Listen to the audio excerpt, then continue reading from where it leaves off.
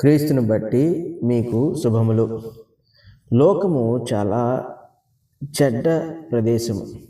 అంటే మనుషులందరూ మంచివారే అనుకుంటారు. చాలామంది మనుషుల్లో మంచితనము ఎంత ఉంటుందో దానికి సమపాళల్లోనే చెడుతనం కూడా ఉంటుంది. లోకము అపవాది చేత ఏలబడుచున్నది లేక ప్రేరేపింపబడుచున్న ప్రదేశం. దానిలో ఉన్న జనమందరూ కూడా వాడి మాటే వింటూ ఉంటారు, వాడు కోరినట్టుగానే చేస్తూ ఉంటారు.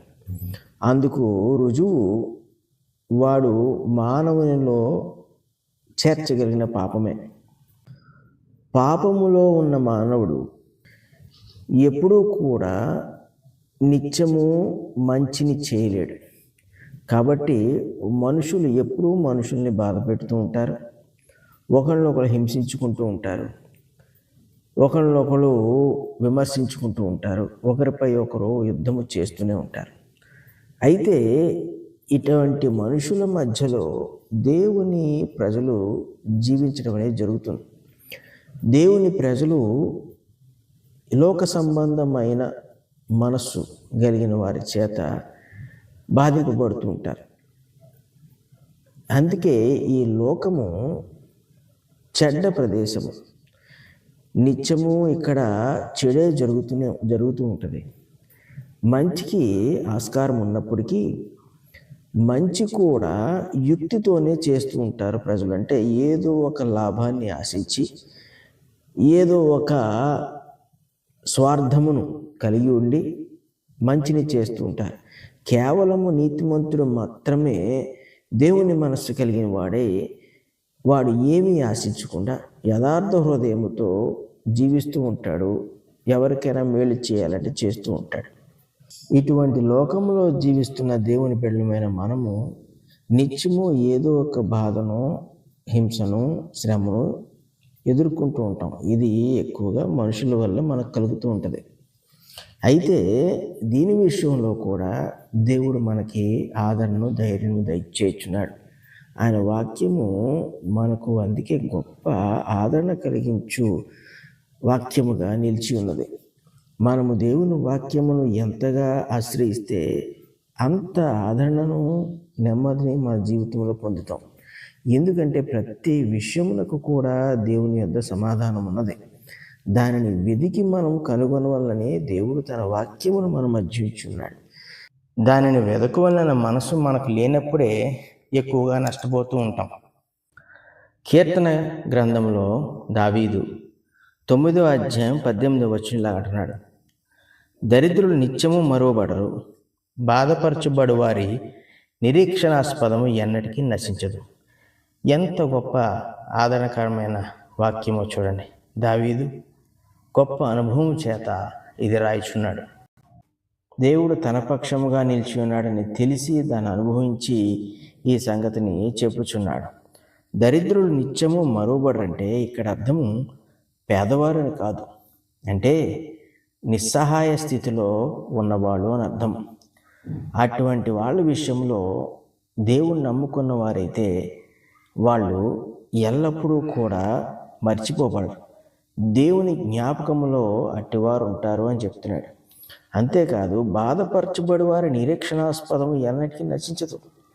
మనము దేని యందైతే నిరీక్షిస్తున్నామో దేవుని బట్టి అది ఎన్నటికీ మన నుండి దూరము కాదు. నిరీక్షణ అనేది ఎప్పుడూ కూడా కాలముతో ముడిపడి ఉన్న సంగతి. నిరీక్షిస్తున్న కొద్దీ కాలము గడుస్తూనే ఉంటుంది. కాలమును మనము నిరీక్షణలో గడుపుచున్నామంటే దేవుని యొక్క కార్యము కొరకు ఎదురు చూస్తున్నామని అర్థం. అటువంటి సందర్భాల్లో మనము బాధపడుచు ఉంటాం. ఎందుకు అంటే ఇతరుల వల్ల బాధ పెట్టబడుతూ ఉంటాం. కాబట్టి దేవుని యొక్క విడుదల కొరకు మనము ఆ బాధలోనే నిరీక్షిస్తూ ఉంటాం. ఆ బాధలో దేవుడు మనకి ధైర్యం ఇస్తున్నప్పటికీ దేవుని యొక్క గొప్ప కార్యము కొరకు ఎదురు చూస్తాం. కాబట్టి ఆ కార్యము ఏదైతే ఉన్నదో అది మన నిరీక్షణగా ఉంది. కాబట్టి ఆ నిరీక్షణాస్పదము ఎన్నటికీ నశించదు అంటున్నాడు. అంటే దేవుడు మన ఎడల తలపెట్టిన దాన్ని మనుషుడు ఎవడు మర్చలేడు. దేవుడు మన కొరకు నిర్ణయించింది మనుషుడు ఎవడో కూడా తీసివేయలేడు. దేవుడు మన కొరకు ఏర్పాటు చేసింది మనుషుడు ఎవ్వడు కూడా అడ్డుకోలేడు. ఖచ్చితంగా దేవుడు మనకు నిర్ణయించినవి జరిగిస్తాడు.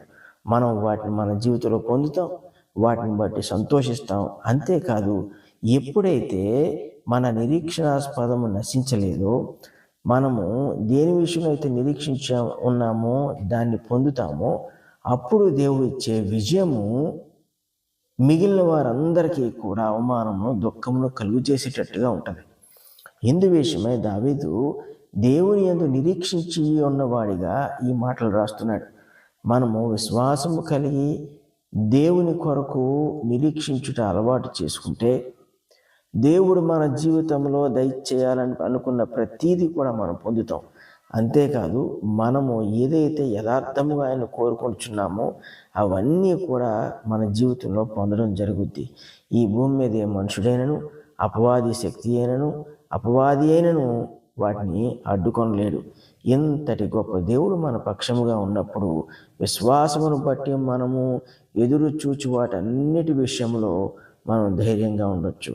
అయితే బాధ పెట్టబడుచున్నామా? ఆ బాధ మనకు మంచిదే. ఎందుకంటే ఆ బాధలోనే మనం దేవుణ్ణి కనుగొంటాం, దేవుని యొక్క శక్తి సామర్థ్యములను కనుక్కుంటాం. దేవుడు విశ్వాస్యత గలవాడనే సంగతిని మనం తెలుసుకుంటాం. దేవునికి మరింత దగ్గరగా మనము చేరుతాం.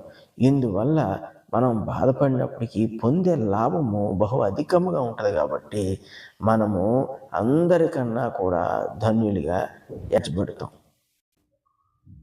పరిశుద్ధులకు తండ్రి, ప్రేమ కలిగిన దేవా, నీ గొప్ప వాక్యమును బట్టి నీకు వేలాది స్తుతులు స్తోత్రాలు.